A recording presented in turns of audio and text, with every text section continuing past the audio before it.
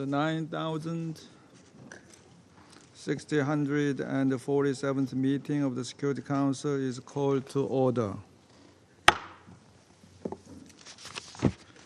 The provisional agenda for this meeting is maintenance of peace and security of Ukraine. The agenda is adopted.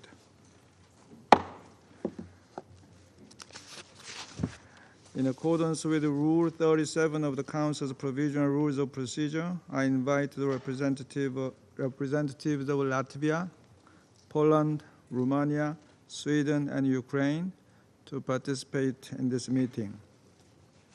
It is so decided.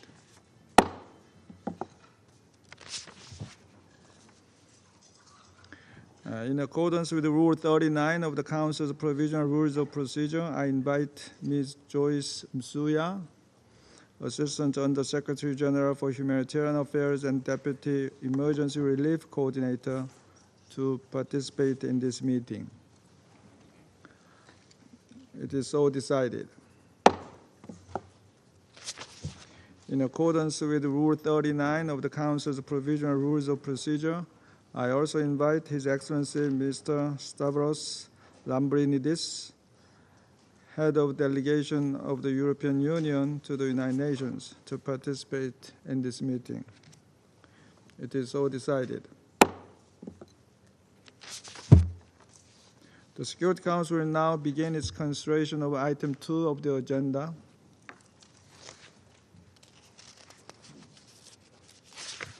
I now give the floor to Ms. Joyce Msuya. Thank you, Mr. President. Since we last briefed the Council 3 weeks ago, the civilian toll of attacks on Ukraine has continued to mount. Few parts of the country are spared from these hostilities, particularly in the east, northeast, and south. But an escalation in fighting in the Kharkiv region since the 10th of May has had the heaviest impact. The Office for the High Commissioner of Human Rights, OHCHR, reports that at least 174 civilians were killed and 690 were injured in May, the highest number of civilians casualties in a single month since June 2023. More than half of these casualties can be attributed to the fighting in Kharkiv. Shopping centers, homes, educational establishments, shops, office buildings, parks, and public transport have all been struck in recent weeks. At least 18,100 people in the Kharkiv region have been newly displaced, according to estimates by the International Organization for Migration. With support from around 50 humanitarian organizations, more than 12,000 people are receiving assistance at a transit center in Kharkiv city.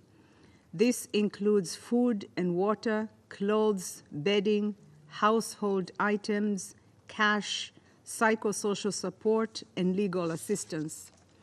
Civilians who remain in border and frontline areas in Kharkiv face dire conditions. Many are cut off from access to food, medical care, electricity, and gas. Elderly people are disproportionately affected because they are often unable or reluctant to leave their homes. In northern Kharkiv, where the fighting is heaviest, more than half of those killed or injured have been over the age of 60. In total, OHCHR has now verified the killing of at least 11,000 civilians and the injury of more than 21,000 others across Ukraine since 24th of February 2022.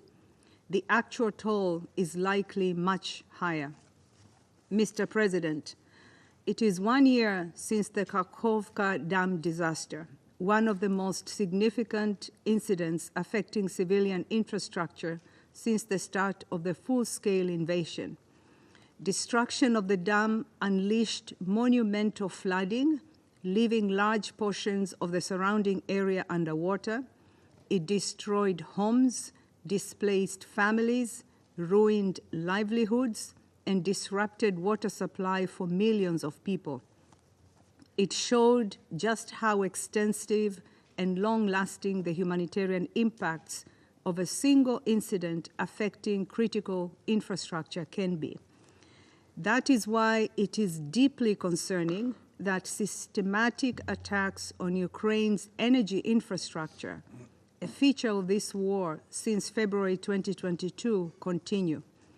Since 22 March 2024, the UN and its partners have identified 6 waves of such attacks across 15 regions, impacting healthcare and other social, payment, and transport services, and disrupting electricity, gas, water supplies for millions of households. According to the United Nations Development Programme's preliminary estimations based on available official data, the energy system in Ukraine is now down over 60% of its pre-war generation capacity. This, of course, has severe consequences for the humanitarian situation in Ukraine. We note that strikes inside the Russian Federation in recent months, including in the Belgorod region, have also resulted in civilian casualties and damage to residential homes and other civilian infrastructure. We are also deeply concerned about the impact of attacks on Ukraine's transportation and port infrastructure on global food security. In recent weeks, there have been worrying indications of renewed upwards pressure on global grain prices linked to this damage to infrastructure in Ukraine, among other factors. We reiterate that safe navigation throughout the Black Sea and the protection of ports and related civilian infrastructure must be assured so the food exports can reach global markets predictably and efficiently. Mr. President, as we commemorated International Day of Innocent Children Victims of Aggression on 4th of June, let me also highlight the particular impact of this conflict on children. The physical, psychological, and emotional harm on Ukrainian boys and girls has been immense. More than 600 Ukrainian children have now been killed, and 1,425 have been injured since the escalation of the armed conflict. Children in frontline communities have spent between 3,000 and 5,000 hours in bomb shelters, the equivalent of 4 to 7 months, causing immense stress and upheaval in their lives. Many have had their educations disrupted, further jeopardizing their futures. As with other vulnerable groups, children, particularly girls, have faced increased exposure to gender-based violence, domestic violence, and trafficking for sexual exploitation. Unavailable or overwhelmed protection services means access to support is extremely limited. And 1 million children are among the close to 4 million people now internally displaced. Children also constitute a significant portion of the 6.5 million Ukrainian refugees recorded globally. Mr. President, the scale of humanitarian needs in Ukraine remains vast. More than 14.6 million people, about 40% of the population, require some form of humanitarian assistance. Over half of them are women and girls. We are incredibly grateful to the donors who have so far provided $856 million in humanitarian funding, or 27% of the $3.1 billion required under the 2024 Humanitarian Needs and Response Plan. This funding has enabled nearly 500 humanitarian organizations, around 70% of them national organizations, including local women-led organizations, to provide assistance to more than 4 million people in the first 4 months of this year. This is despite the many challenges. Key among these challenges, as we have said repeatedly, remains the lack of humanitarian access to around 1.5 million civilians in areas of Donetsk, Luhansk, Kherson, and Zaporizhia, currently under the occupation of the Russian Federation. We must have rapid and unimpeded humanitarian access to all civilians in need in accordance with the requirements of international humanitarian law. And as the conflict continues to escalate and we look to kickstart preparations for another winter dominated by war, full funding of the Humanitarian Response Plan is urgently needed to sustain operations. I am compelled once again to recall that all parties must respect international humanitarian law, including by facilitating humanitarian relief for civilians in need and taking constant care to spare all civilians as well as civilian objects, including homes, schools, hospitals, and other essential infrastructure. These obligations bind all parties equally without depending on reciprocity, whether military operations are carried out, whether in Ukraine or the Russian Federation. I urge all states to exert their influence to ensure that the parties respect international humanitarian law. Mr. President, well into the third year since the escalation of this war, it continues to rip apart civilian lives, homes, and futures. Millions of people are facing another year and potentially another winter of suffering and deprivation. Many, particularly those in frontline communities, continue to rely on humanitarian aid to meet their most basic needs. The UN and its partners remain committed to supporting all those whose lives have been torn apart by this war. But the longer the violence and destruction continue, the greater the suffering will become and the bigger the task to rebuild shattered lives and communities. The long-term impact of this war will already be felt for many generations. We welcome the Ukraine Recovery Conference being held on the 11th to the 12th of June in Berlin. This will be a key opportunity for donors, key partners, and the UN to advance the government's recovery priorities and leverage financing for critical development in affected parts of the country. As we continue to urge the Security Council and all member states to do everything within their power to ensure respect for the rules of war, pursue peace, and bring the suffering of the Ukrainian people to an end. Thank you, Mr. President. I thank Ms. Msuya for her briefing. I now give the floor to those council members who wish to make statements. I give the floor to the representative of France. Je vous remercie, Monsieur le Président. Thank you, Mr. President. Je remercie Madame Joyce Msuya for her briefing. Monsieur le Président, la Mr. France a President, demandé la France tenue de cette requested réunion that this meeting alors que be les held at a frappes time russes when Russian contre strikes Kharkiv against et sa région Kharkiv and s'intensifient. the region have been Le 19 intensifying. mai, On the une attaque 19th of May, aérienne a an visé une zone de airstrike loisirs dans targeted le village de Tcherkaska-Lozova, recreation tuant 6 area personnes et en in blessant the au moins 27. area of Le 25 mai, in the la Russie village ciblait un of centre Tcherkaska-Lozova, commercial un killing samedi 6 en people pleine journée, and wounding at least causant des 27. dizaines On the 25th of May, Russia targeted a shopping center on Saturday in the middle of the day, causing dozens of civilian casualties, including children, as well as major damage to civilian infrastructure. Russia has been deliberately targeting civilian infrastructure, including housing, hospitals, and power plants. These strikes have borne out something which we have observed for a number of months already.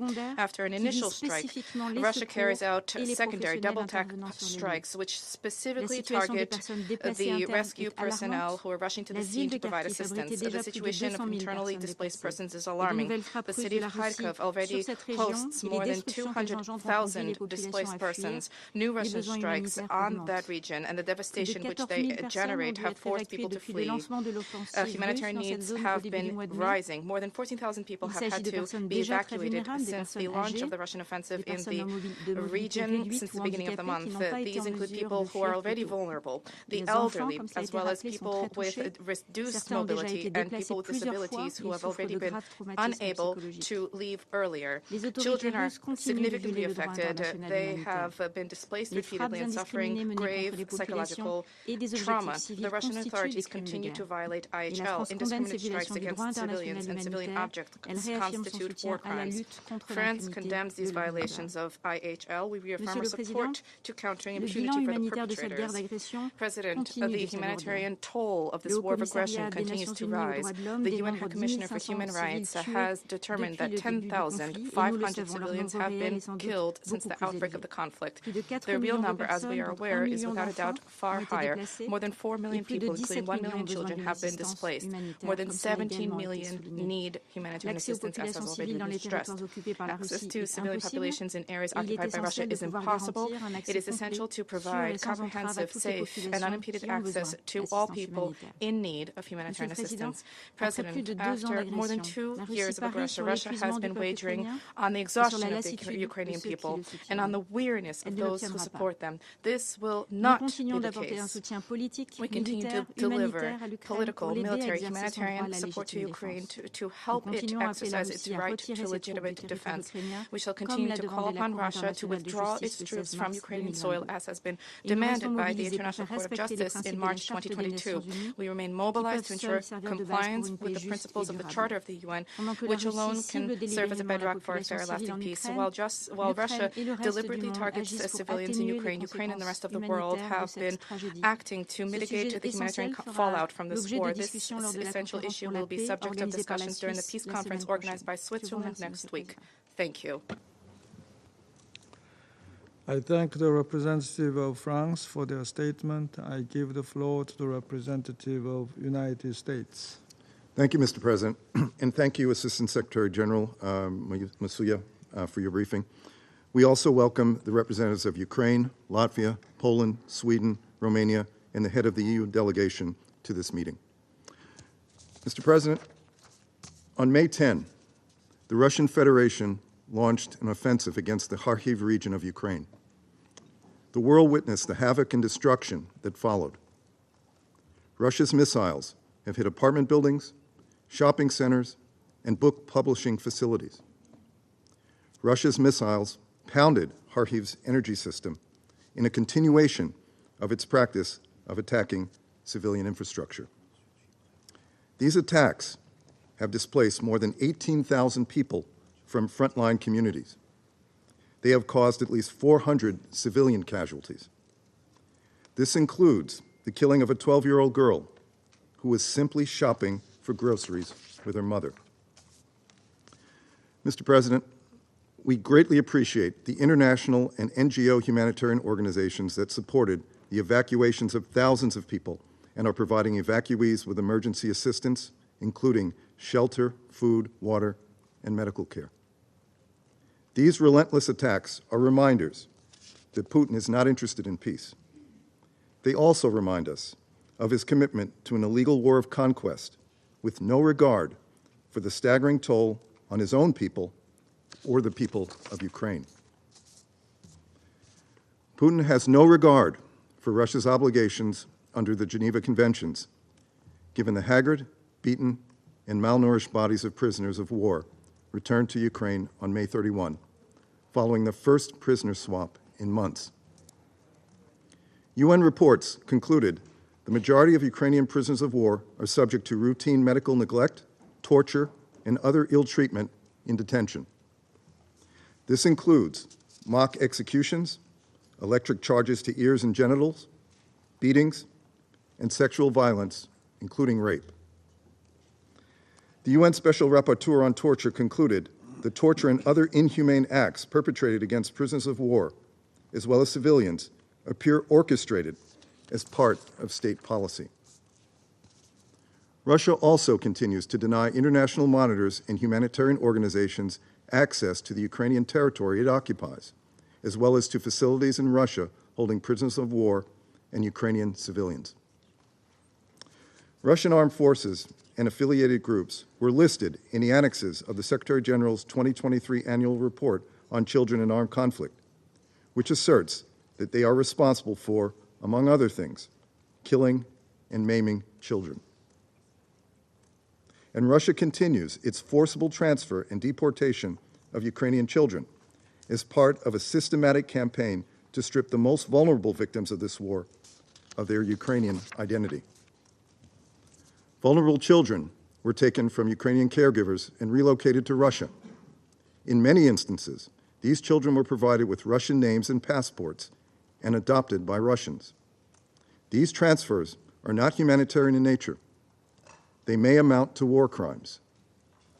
The forcible changing of names and nationality is a blatant violation of international law. Mr. President, the evidence of Russia's war crimes is well documented, staggering, and mounting every day. Nevertheless, Ukraine continues to develop a formula for a just and durable peace that is in line with the principles of the UN Charter. The international community's participation in the upcoming Summit on Peace in Ukraine, hosted by Switzerland, will be crucial in supporting our shared objective, the maintenance of international peace and security. We call on all countries to support Ukraine's pursuit of a just and lasting peace, consistent with the principles and purposes of the UN Charter. We regret Russia has shown no support or readiness for good faith negotiations or engagement on a durable peace. We hope this will change and allow for a successful second summit with Russia's participation. Mr. President, the United States will stand by Ukraine as it seeks a just and lasting peace consistent with the UN Charter. We will continue to call for justice for the victims of this war of aggression and to work for accountability for those responsible. Thank you, Mr. President. I thank the representative of the United States for their statement. I give the floor to the representative of Guyana. Thank you, Mr. President. I also thank ASG Joyce Monsieur for her briefing. We note with growing concern the worsening humanitarian situation in Ukraine, with over 14 million people now needing humanitarian assistance. Each time this Council meets to discuss Ukraine, we hear of a worsening situation. As shelling in Kharkiv and other cities and towns continues, the prospects seem grim. We continue to receive reports of the growing number of civilian casualties, including women and children, and the destruction of critical civilian infrastructure across the country. Targeted attacks on energy infrastructure plunge entire communities into darkness and disrupt the flow of vital services to hundreds of thousands of people. Meanwhile, continuous attacks on schools and medical facilities seriously disrupt essential healthcare and education and will have far-reaching consequences. Guyana deplores the continued loss of civilian lives in this war. We reiterate our demand for full respect for international humanitarian law and principles of distinction, precaution, and proportionality. We also continue to urge greater efforts in ensuring full protection and unhindered access for humanitarian actors, including to the occupied territories of Ukraine. The attacks on critical infrastructure must stop. Mr. President, beyond its immediate humanitarian impacts, this war has other long-term impacts. WHO says nearly 10 million people are at risk of suffering from mental disorders. Many are already experiencing moderate to severe symptoms. Children continue to pay a particularly high price in this war, as Ms. Monsieur reminded. 1.5 million children are in urgent need of support to cope with stress, anxiety, and other mental health challenges. These are further exacerbated by disruption to their education. Guyana reiterates its call for an immediate end to the attacks on infrastructure critical for children's well-being, including schools, hospitals, energy, water, and sanitation systems. We also repeat our call for continued support for the victims of the war, inclusive of medical, psychological, and legal support, with particular attention to children and survivors of sexual violence. We commend the UN agencies, bilateral partners, and international, regional, and local organizations working around the clock to respond to the growing humanitarian needs of the Ukrainian people. We also call for the scaling up of humanitarian assistance. In closing, Guyana continues to stress the urgency of resolving this conflict peacefully and will support all efforts towards this end. We again call on the Russian Federation to withdraw its military forces from the internationally recognized territory of Ukraine and urge the parties to commit to a serious political and diplomatic process to end this conflict peacefully. I thank you. I thank the representative of Guyana for their statement. I give the floor to the representative of Malta. Thank you, President. I thank ASGMC for her important briefing. For more than 2 years, the Russian Federation has been persisting in its war of aggression against Ukraine. The scale of the humanitarian consequence caused by this war is hard to comprehend. It has displaced millions, many of whom continue to seek refuge. Also, it has left 14.6 million people in need of humanitarian assistance. The plight of thousands of Ukrainians has grown more desperate since Russian forces launched a new offensive in Kharkiv and its region in these past weeks. Numerous waves of withering attacks have caused the death and injury of civilians, including many children, as well as causing the damage to civilian infrastructure. More people have been displaced as a result of these attacks. This week, authorities report that over 12,000 civilians from the Kharkiv region are fleeing their homes due to these attacks. According to OCHA, nearly 90 children have been killed and more than 320 injured in the region alone since the start of Russia's war. President, last week, Russian forces struck several of Ukraine's energy facilities with missiles and drones. These air assaults targeted facilities in cities across the entire country, far away from the front lines, including some located near the borders with Poland, Hungary, and Slovakia. Malta strongly condemns Russia's shelling campaign aimed to destroying energy facilities in Ukraine. Every missile strike has left some form of devastation across Ukraine.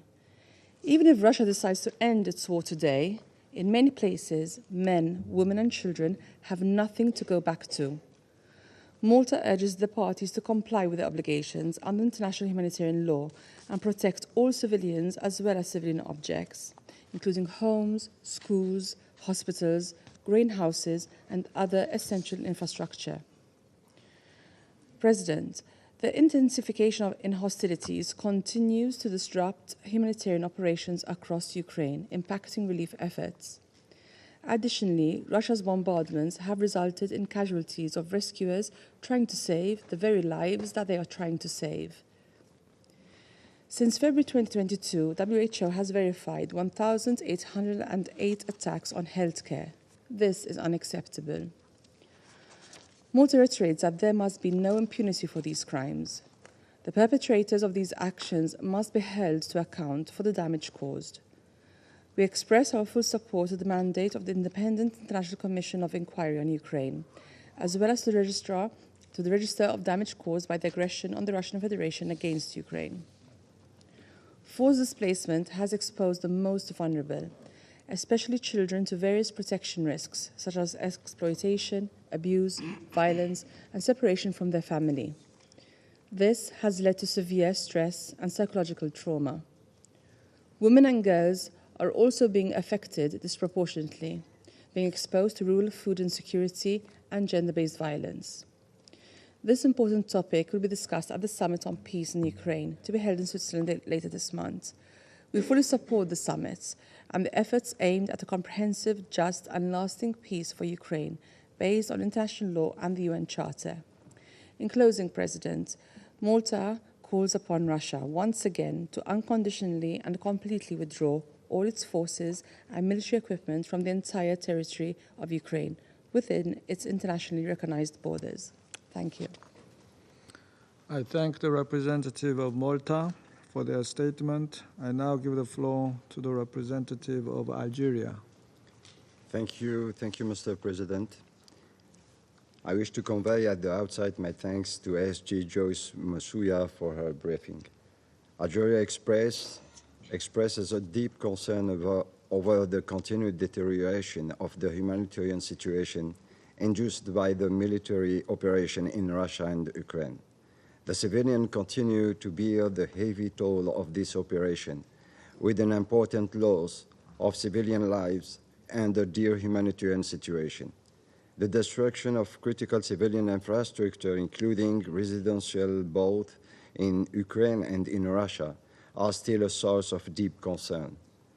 While describing an alarming situation, we are yet to see any perspective of desescalation. The recent developments are showing a completely different trend. Against this backdrop, Algeria is of the view that the following elements need to be addressed. First, it is essential to give a primacy to diplomatic endeavor towards addressing in an inclusive manner the dire humanitarian crisis in Ukraine.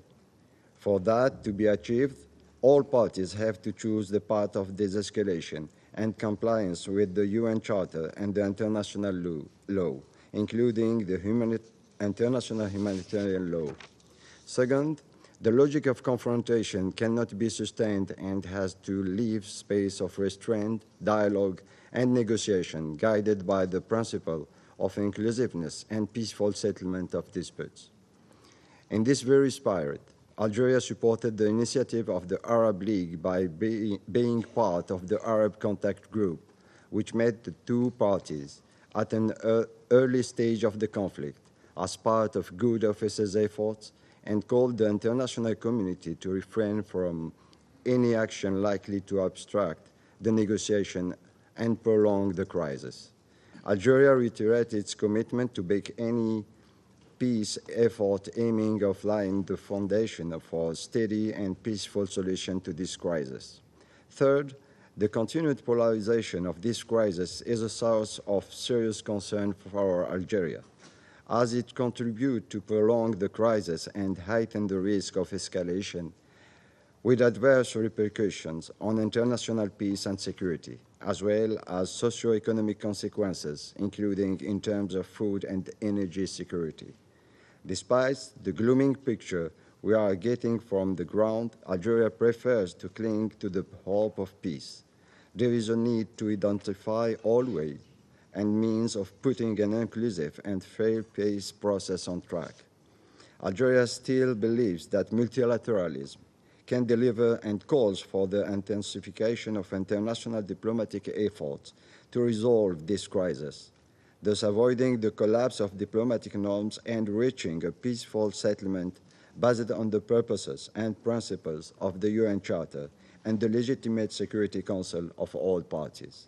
I thank you. I thank the representative of Algeria for their statement. I now give the floor to the representative of Mozambique. Thank you, Mr. President. Mr. President, we thank Assistant Secretary Joyce Msuya for her invaluable insights. We also welcome the representative of Ukraine in this meeting. Mr. President, as the prospects for a mutually accepted solution remain elusive and the position of the conflicting parts remain entrenched, the humanitarian fallout continues to escalate, as we heard from Assistant Secretary Msuya. Civilians' deaths and injuries, a high number of refugees and internal displaced persons, and the targeted destruction and damage of critical civilian infrastructure remain persistent features of this unprecedented humanitarian crisis in Ukraine. The respect or lack thereof for the international humanitarian law and international human rights law risks to be yet another casualty of this conflict. Mr. President, in the recently concluded open debate on the protection of civilians in armed conflicts held under our presidency, marking the 75th anniversary of the Geneva Conventions and the 25th anniversary of Resolution 1265, we collectively issued a clear and urgent appeal for a renewed commitment to strengthening the protection of civilians in armed conflict. The selective application of international humanitarian law and international human rights law by warring parties and the multidimensional impact on civilians who are being killed and maimed at an alarming rate cannot be condoned. The use of explosive weapons in populated areas, the leading cause of civilian casualties in recent conflicts, must be scrupulously avoided. So too, the impediment to delivery of humanitarian aid. Mr. President, against this backdrop, our position on the humanitarian dimension of these and other conflicts remains consistent and unchanged. First, the protection of civilians is the cornerstone of international humanitarian law. Therefore, we call on all parties to ensure their safety and fulfill their obligations. Second, the principles of distinction, precaution, and proportionality, as it was mentioned before, must be scrupulously adhered to and upheld by all parties. Proportionality requires an assessment of whether civilians' harm is likely to be excessive compared to the concrete military advantage anticipated. Third, all parties must facilitate full, safe, rapid, and unhindered access for humanitarian personnel and relief to civilians in need.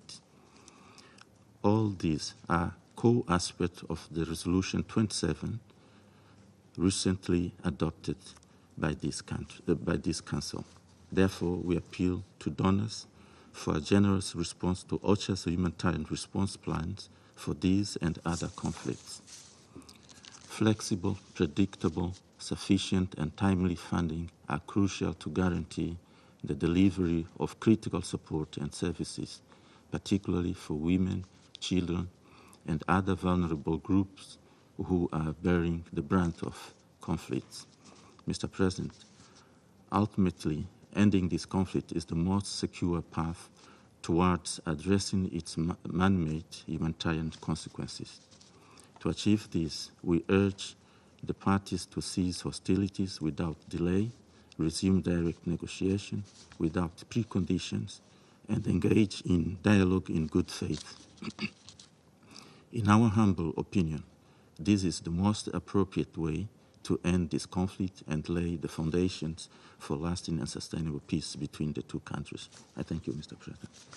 I thank the representative of Mozambique for their statement. I now give the floor to the representative of China. President, I thank ASG Musuya for her briefing. China is deeply concerned by the prolonged fighting in Ukraine, the increasingly dire humanitarian situation, and the persistent spillover risks. We urge parties to the conflict to act with rationality and restraint in strict compliance with international humanitarian law and refrain from attacking civilians and civilian infrastructure. We also call on the parties to resume dialogue and engagement immediately to achieve a ceasefire and put an end to the fighting. China did not create the Ukraine crisis, nor have we had any part in it. Since the outbreak of the conflict, China has consistently advocated for peace talks and negotiations, actively pursuing a political settlement of the Ukraine crisis. Recently, Chinese Foreign Minister Wang Yi met with the visiting chief advisor to the Brazilian President, Celso Amelio, in Beijing. This was followed by the joint release of 6-point common understandings on the Ukraine crisis, emphasizing dialogue and negotiation are the only viable solution to the Ukraine crisis, and calling on all relevant parties to work jointly for the de-escalation of the situation. All relevant parties are also called on to inter alia increase humanitarian assistance, oppose the use of nuclear weapons, oppose attacks on nuclear power plants, and protect the stability of global industrial and supply chains. The first Deputy Foreign Minister of Ukraine just concluded his visit to China. The two sides held an in-depth exchange of views on the Ukraine issue. China briefed Ukraine in detail on the 6-point common understandings. We believe that the 6-point common understandings reflect the shared expectations of the majority of the countries and represent the greatest possible common factor at international level on the ongoing Ukraine crisis. We welcome all countries supporting and subscribing to the 6-point common understandings so as to gradually build up the positive momentum towards a political settlement and create a brighter prospect for peace. President, in any conflict or confrontation, no one emerges triumphant. Military means cannot produce lasting peace. China supports all efforts conducive to the peaceful settlement of the Ukraine crisis. Going forward, will continue to be objective and impartial, bring the parties to the negotiating table, stay in contact with all parties concerned, and work tirelessly for a political solution to the crisis. I thank you, President. I thank the representative of China for their statement. I now give the floor to the representative of Ecuador. Gracias, señor presidente. Thank you, President. I should like to thank Ms. Masuya for her detailed briefing, and also I'd like to recognize the presence of the representative of Ukraine this morning. Regrettably, and as was to be expected, since our last meeting on this topic, the humanitarian situation in Ukraine is continuing to deteriorate. The recent attacks in the Kharkiv region and other areas have led to numerous civilian casualties, including children, and have led to the devastation of homes and civilian infrastructure. The attacks have led to mass displacement, and it has been reported that thousands of people have remained without access to basic necessities such as food, medical assistance, electricity, and gas. Ecuador regrets the fact that civilians continue to suffer. Attacks against private property and civilian objects, in particular homes, schools, hospitals, and other essential infrastructure, are unacceptable and must cease immediately. The protection of civilians and the preservation of civilian objects are obligations under international humanitarian law, and hence are binding upon all parties to a conflict. Ecuador applauds the efforts of the United Nations and its humanitarian partners, who continue to provide vital assistance to those affected, despite the risks. It is crucial that unhindered humanitarian assistance be allowed access, and that humanitarian organizations be provided with enough funds and personnel to carry out their work. In this context, I underscore the importance of Resolution 2730 of the Security Council, which reaffirms the need to protect humanitarian personnel and ensure unimpeded access to humanitarian aid.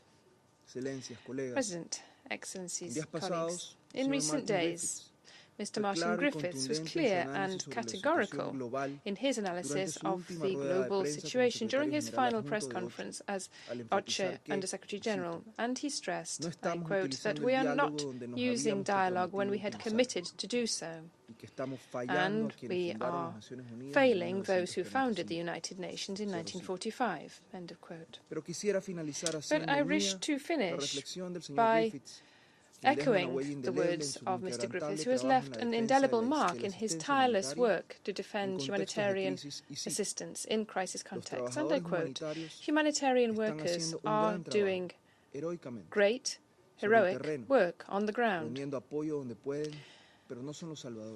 lending support where they can, but they are not the saviours. The saviours of this world are those who bring an end to wars and who build peace.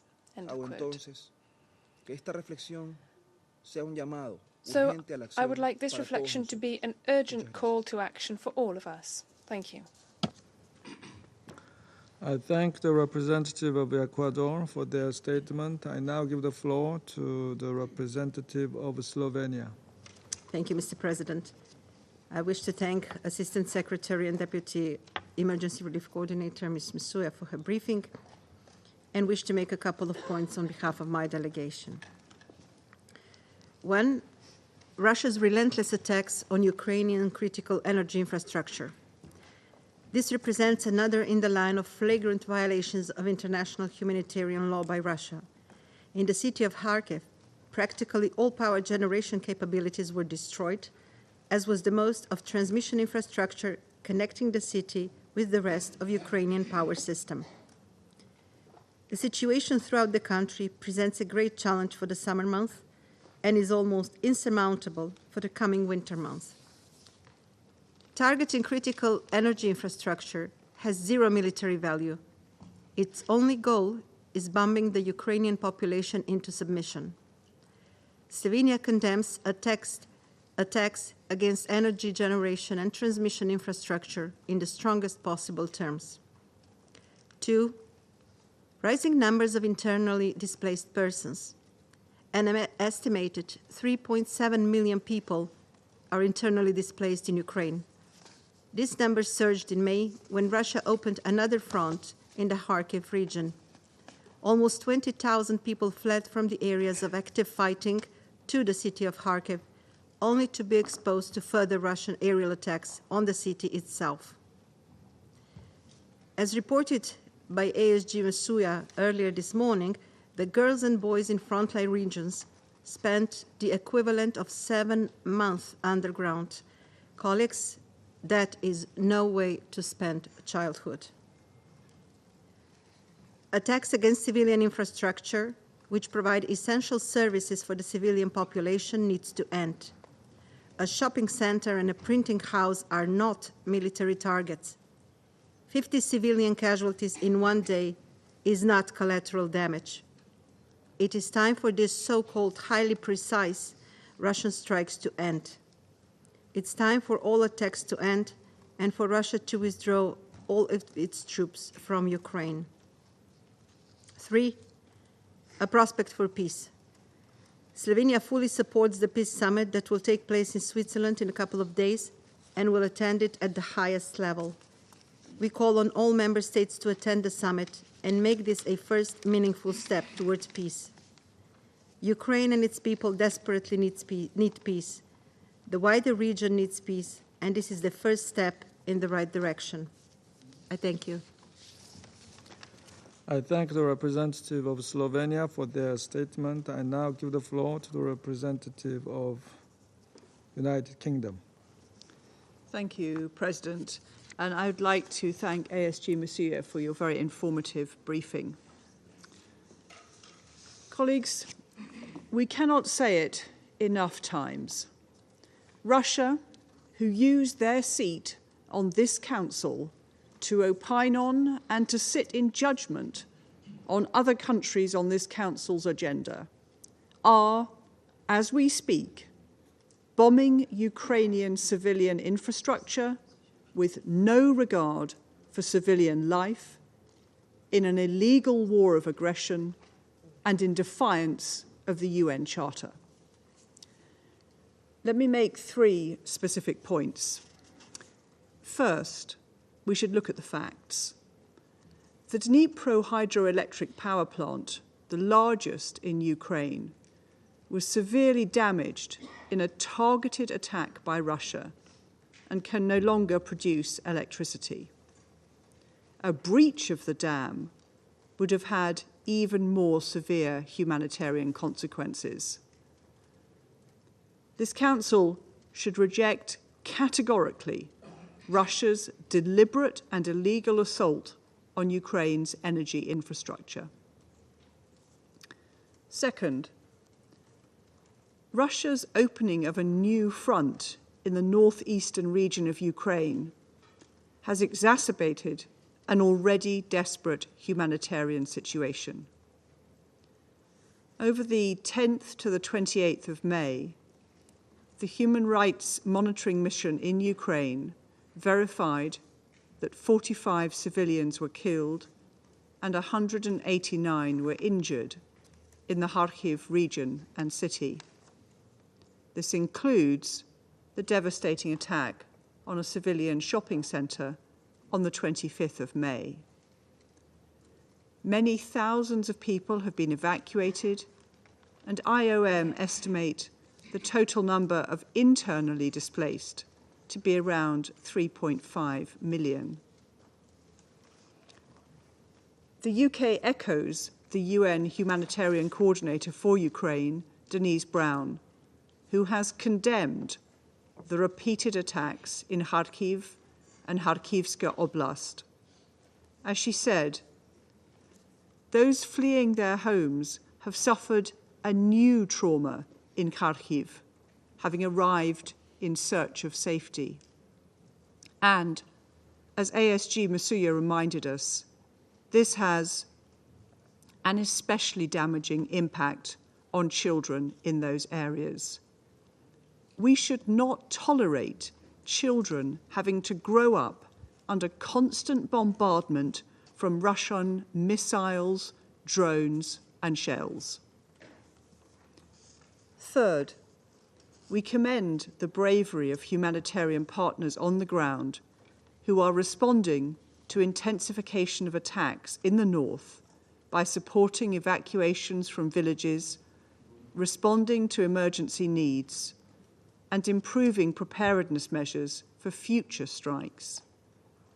The UK has committed over $456 million in humanitarian assistance to Ukraine and the region, and we urge other member states to continue their support to an appeal that remains only 28% funded, according to OCHA's latest assessment. Colleagues, only Russia has the ability to address this suffering. So we echo the calls that we've heard from every member of this Council for Russia to comply with their obligations under international humanitarian law, to cease targeting infrastructure that provides essential needs for Ukrainians' population. And we call on Russia to withdraw from the internationally recognized territory of Ukraine. Thank you, President.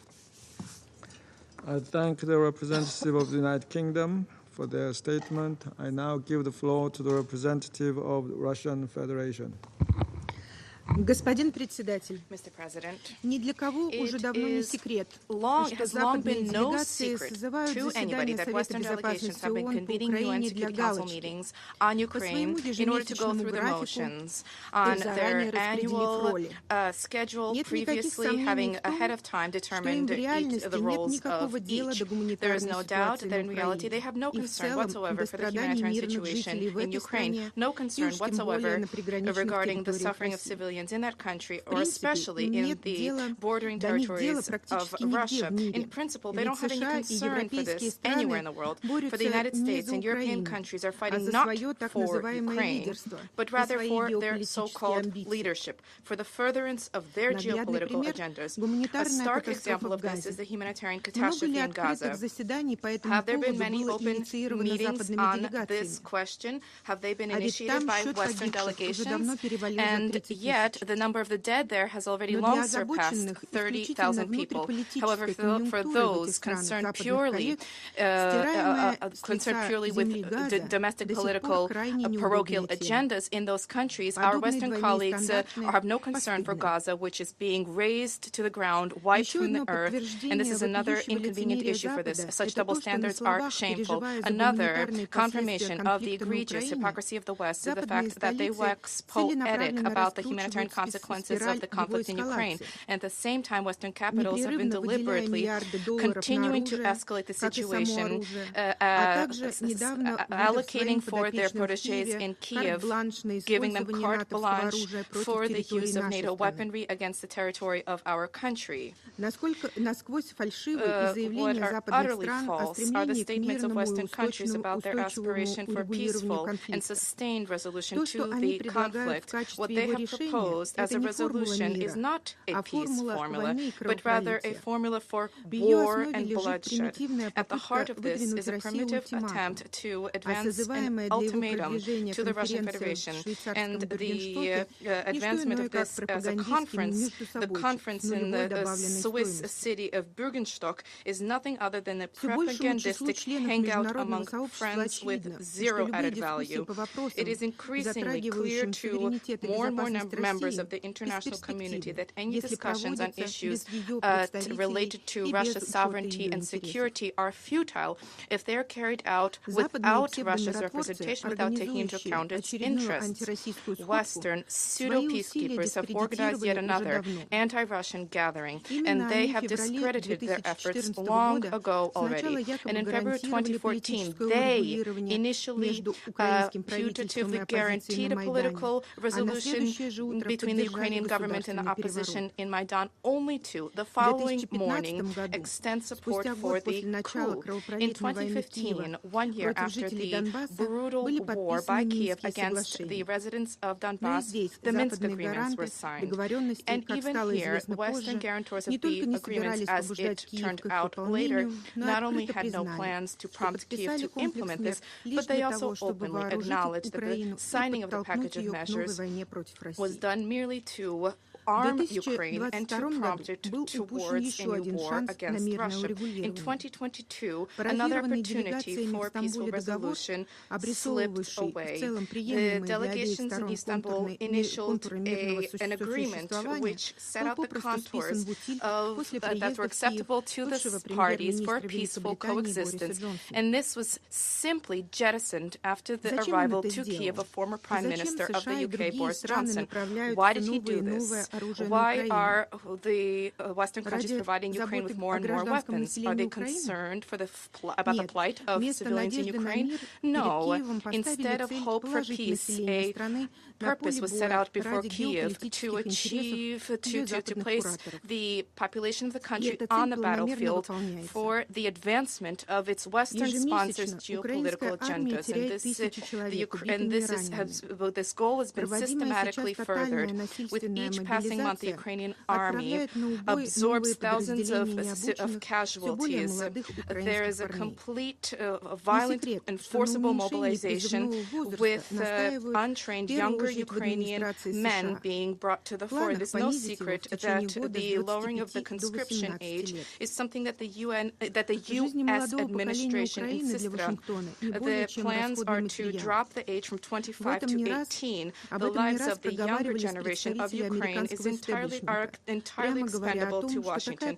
And this is something which representatives of the U.S. establishment let slip, explicitly stating that this is a policy that helps safeguard the lives of Western soldiers, and on the whole, it is more advantageous to the West insofar as this lines the pockets of its military-industrial complex. The Ukrainian population, who refuse to fight and to die for the advancement of the interests of the Zelensky regime's sponsors, are increasingly recognizing this, and this is clear when one looks at social networks posts. For now, the Kiev authorities plan before the end of the year to mobilize another approximately 110 to 120,000 people.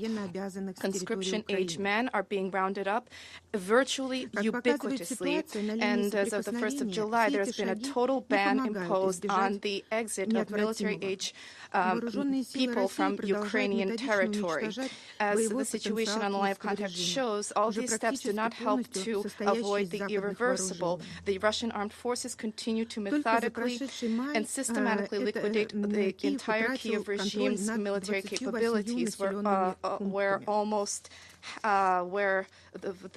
which is almost entirely comprised of Western weaponry. Only in the past month of May, Kiev has lost control over 28 population centers. Against the backdrop of the major hostilities and the military failures of the Kiev regime has cravenly attempted to recoup its losses, targeting Russian civilian areas, shelling them with various forms of NATO weapons. If we are to consider statistics over the past year, every week the UAF has rained approximately 2,000 shells on peaceful targets. Every week, approximately 100 civilians die and are wounded. Frequently, these numbers are far higher. Since May 2022, the UAF has been systematically stepping up the intensity of strikes against civilian objects on the territory of Belgorod Oblast.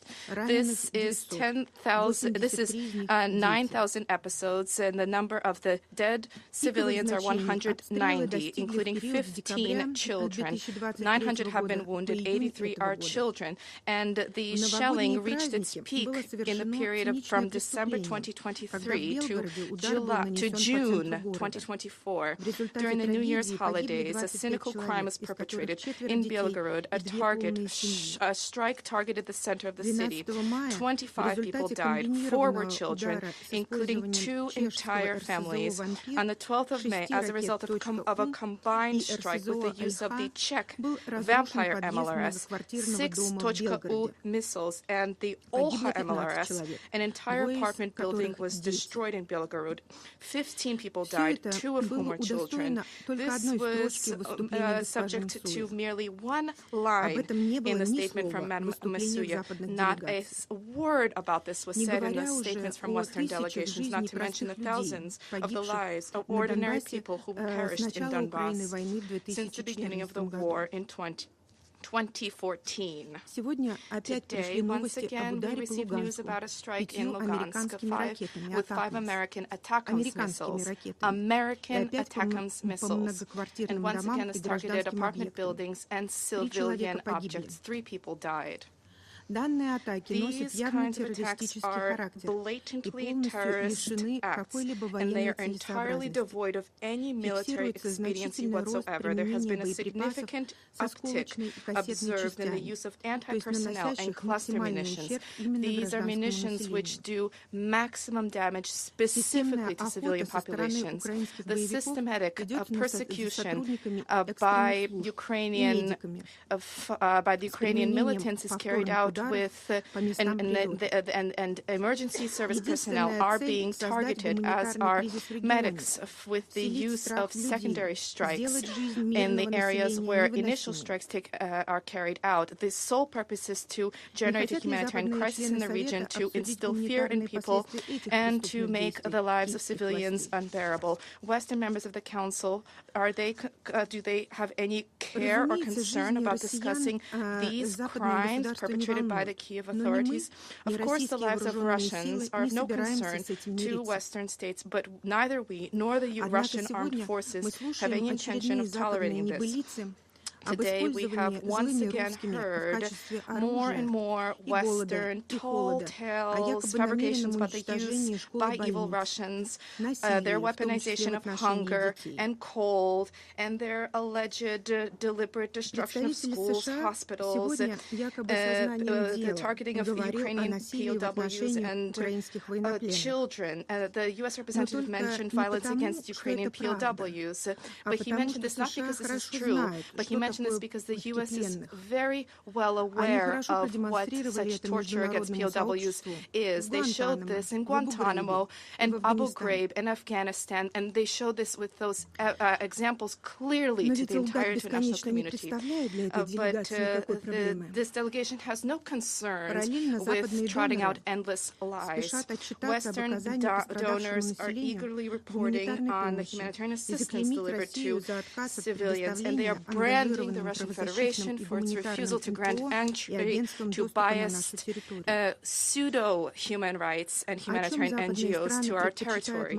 Western countries continue to prefer to remain silent about the inconvenient issue of the frequent instances of theft and looting of humanitarian cargo. A recent example was the Ukrainian mayor of the city of Zaporozhye taking upon himself to seize 22 shipping containers, 389 39 railway cars and 220 trucks with humanitarian assistance from Europe. This is nothing other than yet another piece of evidence of the staggering levels of corruption in the Kyiv regime. What is highly inconvenient for those who initiated today's meeting is the issue of the record pace of humanitarian and socioeconomic recovery of the new Russian constituent territories. Now, for our citizens and in the regions who have reunited with Russia, conditions are being proactively established for a dignified future. Unprecedented paces of modernization of social infrastructure have been reached. More than 2,000 social objects have been rebuilt and refurbished. This includes 2 major universities, schools, kindergartens, health institutions and facilities, places of culture, places of sport. Mine clearance efforts continue to be underway. Since March of 2022, the population of the liberated areas of Donetsk and Lugansk People's Republics, Zaporozhye and Kherson oblasts received 158,000 tons of food and basic necessities. More than 4,000 humanitarian initiatives and operations were carried out. Russia will continue to fulfill our humanitarian obligations before the new citizens of our country, irrespective of the lies and disinformation that are being disseminated by our foes in meetings such as today's. Mr. President, to conclude, we wish to state that the main problem and the main threat to international peace and security remains the focus of the U.S. and the European countries supporting the U.S. to continue the conflict in Ukraine at any cost, with the aim of weakening Russia. This is a highly dangerous policy, and the statements about Western weapons being used without limitation on the territory of our country are in furtherance of the dangerous policy, including discussions about more and more instructors being sent, and even Western countries' units to Ukraine. The consequences of these reckless actions absolutely need to be discussed at the Security Council. We propose that this be done on the 14th of June. Thank you for your attention. I thank the representative of the Russian Federation for their statement. I now give the floor to the representative of Japan. Thank you, Mr. President.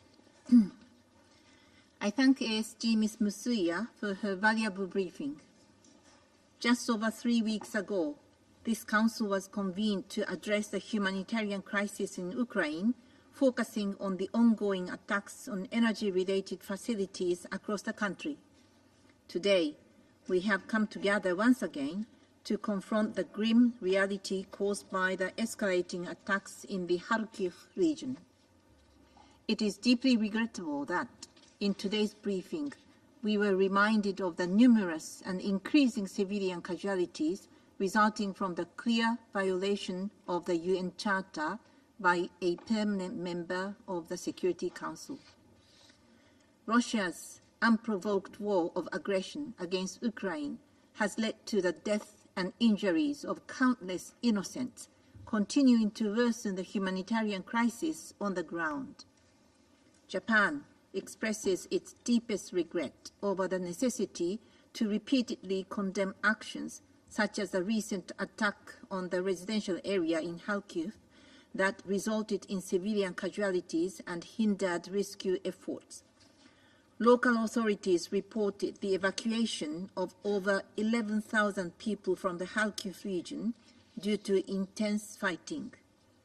Escalating hostilities continue to devastate people's daily lives and be an obstacle to essential humanitarian efforts. Since 2022, almost 90 children have lost their lives, and over 320 have been injured in the Kharkiv region alone. It is deplorable that this is just a minuscule part of the child victims all over Ukraine. We must never forget child abductions by Russia as well. Japan is deeply distressed by Russia's continuous disregard for international law, including international humanitarian law. Attacks against civilians and civilian objects are clearly prohibited by IHL. The international community will not tolerate impunity for those responsible and perpetrators of violations of IHL and all other heinous acts must be identified and held accountable. Japan also calls for the protection of humanitarian personnel and reiterate the need to ensure full, rapid, safe, and unhindered humanitarian access throughout Ukraine. Furthermore, Japan condemns in the strongest possible terms North Korea's export and Russia's procurement of ballistic missiles, as well as Russia's use of these missiles against Ukraine. The transfer of these weapons is a clear violation of relevant Security Council resolutions and supports Russia's war of aggression and increases the suffering of the Ukrainian people. We continue to closely monitor what North Korea gains in return. Mr. President, since the beginning of aggression, Japan has provided Ukraine more than $12 billion, including humanitarian recovery and reconstruction assistance. Japan will steadfastly and seamlessly support Ukraine's economic development, from emergency assistance and daily livelihood reconstruction to more advanced stages of industrial rebuilding. We will continue to partner with Ukraine in its efforts to rebuild lives and create new industries, aiming to establish a strong economic foundation for sustainable recovery and a robust overall economy. Mr. President, once again, we reiterate our clear position to urge Russia to cease its aggression and immediately and unconditionally withdraw from the internationally recognized territory of Ukraine. Japan continues to stand with the people of Ukraine and uphold the UN Charter. I thank you. I thank the representative of Japan for their statement. I now give the floor to the representative of Sierra Leone. Mr. President, I thank you for convening this briefing.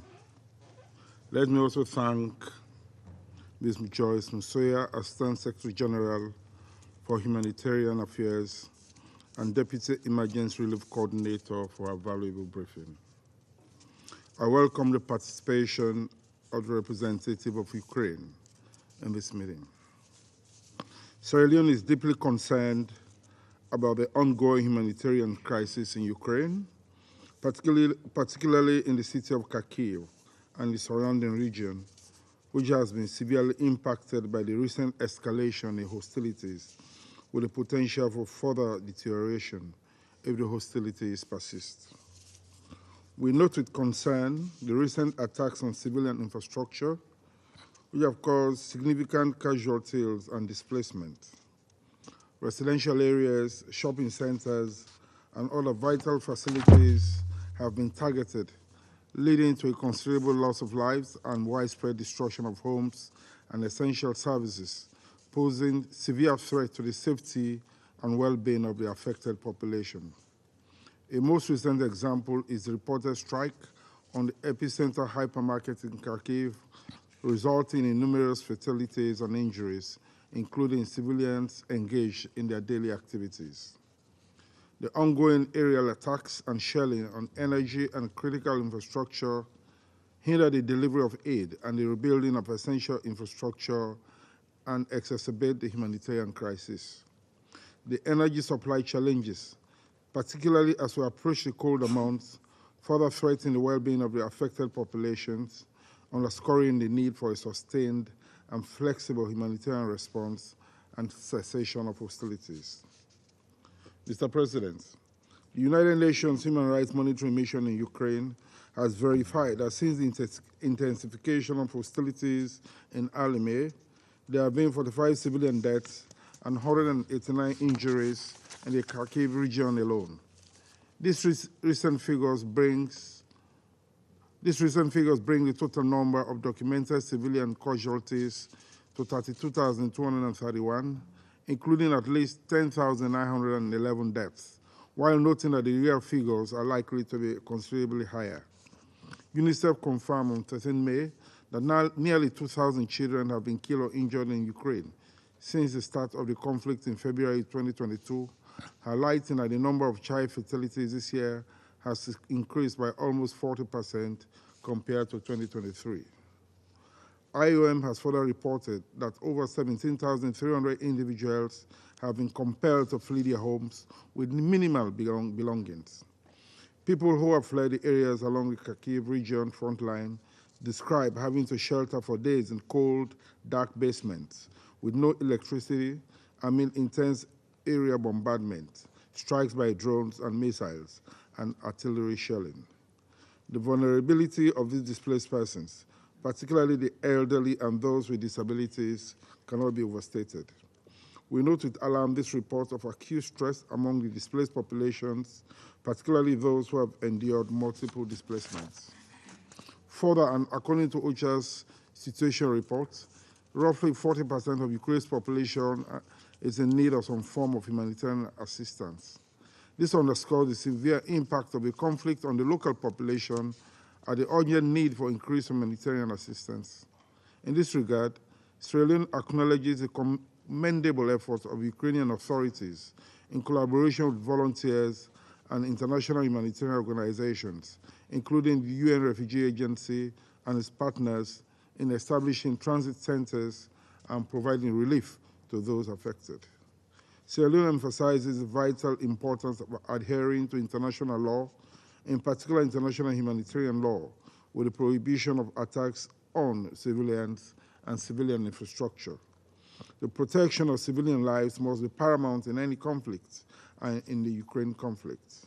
Ensuring that the parties to the conflict maintain the safety of civilians must be utmost collective priority of this Council. We commend the ongoing coordination efforts led by United Nations Humanitarian Coordinator and facilitated by OCHA. These efforts are crucial in enhancing the preparedness and response capacity of humanitarian clusters and agencies. In this regard, we also emphasize the critical importance of sustained and flexible funding for humanitarian recovery programs in Ukraine. We call for increased donor support to ensure that humanitarian operations are adequately funded.